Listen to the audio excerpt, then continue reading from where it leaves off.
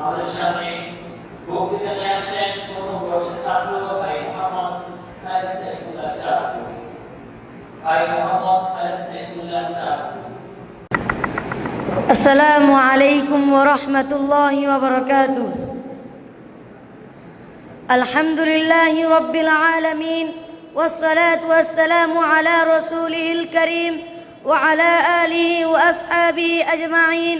أما بعد، فقد قال الله تعالى في كلامه المجيد: قل إن كنتم تحبون الله فاتبعوني يحببكم الله ويغفر لكم ذنوبكم والله غفور رحيم. وقال النبي صلى الله عليه وسلم: لا يؤمن أحدكم حتى أكون أحب إليه من والده وولده والناس أجمعين. ঐতিহ্যবাহী জামিয়া ইসলামিয়া দারুল উলুম ধানমন্ডি ঢাকা আল আকসা ছাত্র কাফেলার কর্তৃক ঈদুল আজহা উপলক্ষে আয়োজিত আজকের এই সেমিনারের সম্মানিত সভাপতি সাহেব ও বিজ্ঞ বিচারক মণ্ডলী ও সুদক্ষ পরিচালক এবং আমার সামনে উপস্থিত বাংলার দূর দূরান্ত থেকে আগত ইলমে নববী ছাত্র ভাইরা, আপনাদেরকে জানাই আমার পক্ষ থেকে আন্তরিক মুবারকবাদ। আমি যেই বিষয় নিয়ে আপনাদের সামনে দণ্ডায়মান হয়েছি তা হলো নবীজির প্রতি ভালোবাসা ইমানের দাবি। আল্লাহ তাআলা যদি তৌফিক দান করেন তাহলে এই বিষয়ে কিঞ্চিত পরিমাণ আলোকপাত করার চেষ্টা করব ইনশাআল্লাহ। সম্মানিত উপস্থিতি, আল্লাহ তাআলা পৃথিবীতে অনেক নবী এবং রাসূল প্রেরণ করেছেন। তাদের মধ্যে সর্বশ্রেষ্ঠ নবী হলেন আমাদের প্রিয় নবী হযরত মুহাম্মদ সাল্লাল্লাহু আলাইহি ওয়াসাল্লাম।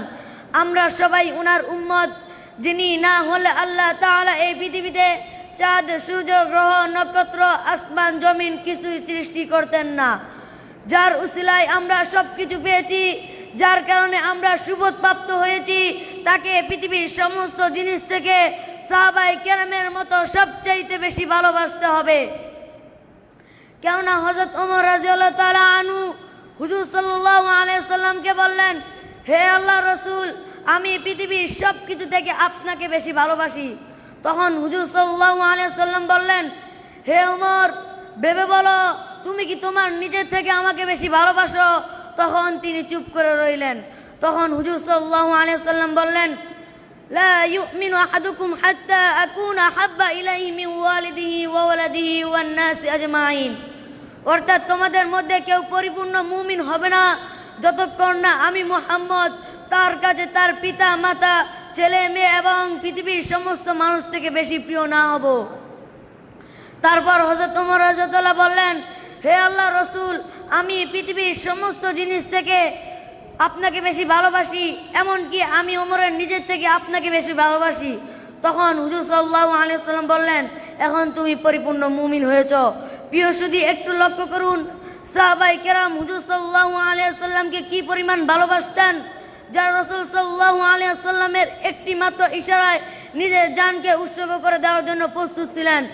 উহুদ যুদ্ধের ঘটনা সকলেই জানা। হুজুর সাল্লাল্লাহু আলাইহি ওয়াসাল্লামের একটি কথার মুহূর্তের মধ্যে একজন নয়, দুইজন নয়, ৫ জন সাহাবী নিজের জানকে উৎসর্গিত করেছিলেন হুজুর সাল্লাল্লাহু আলাইহি ওয়াসাল্লামের কদম মুবারকের উপর।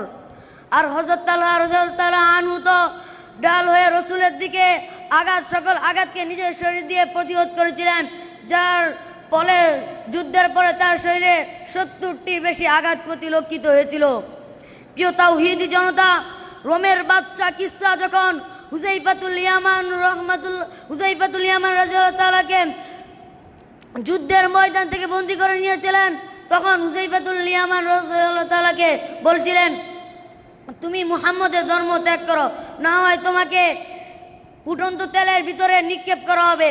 তখন হুযায়ফাতুল ইয়ামান রাদিয়াল্লাহু তাআলা বললেন, একবার নয়, দুইবার নয়, হাজার হাজার বার ফুটন্ত তেলের ভিতরে নিক্ষেপ হতে পারি, কিন্তু প্রিয় মুহাম্মদের ধর্ম ত্যাগ করতে পারি না। তারপর রোমের বাদশা কিসরা যখন বলল, আমি যদি তোমাকে আমার রোমের অর্ধেক সম্পদ তোমাকে দিয়ে দেই, তাহলে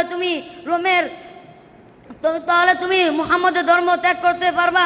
তখন হুযায়ফাতুল ইয়ামান রাদিয়াল্লাহু তাআলা বললেন, আমাকে যদি পুরো বিশ্বের সম্পদ দেওয়া হয় তাহলে আমি আমার প্রিয় মুহাম্মদের ধর্ম কখনই আমি পরিত্যাগ করতে পারবো না।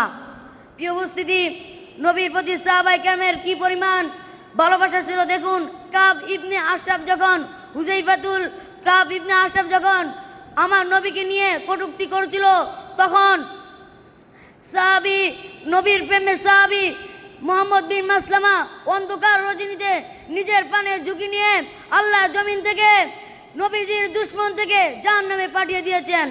সুতরাং আমরা সাহাবায়ে কেরাম থেকে এই শিক্ষা পেয়েছি যে, হে মুসলিম জনতা, আমার নবীকে নিয়ে কেউ কটূক্তি করবে, আমার নবীকে নিয়ে কেউ অশালীন মন্তব্য করবে, চাই সে যত বড় নেতা হোক না কেন, আল্লাহ আমরা রসুলের প্রেমে উজ্জাপিত হয়ে চোরকণ্ঠে এই কথা বলছি যে, এই পৃথিবীতে ইমানদার ব্যক্তিরা যতদিন বেঁচে থাকবে, আজ হোক বা কাল হোক, একদিন না একদিন তাদের বিচার হবেই হবেই হবেই ইনশাআল্লাহ। নাসরুম মিনাল্লাহি ওয়া ফাতহুন করিব ওয়া বাশশিরিল মুমিনিন। আসসালামু আলাইকুম ওয়া রাহমাতুল্লাহি ওয়া বারাকাতুহু।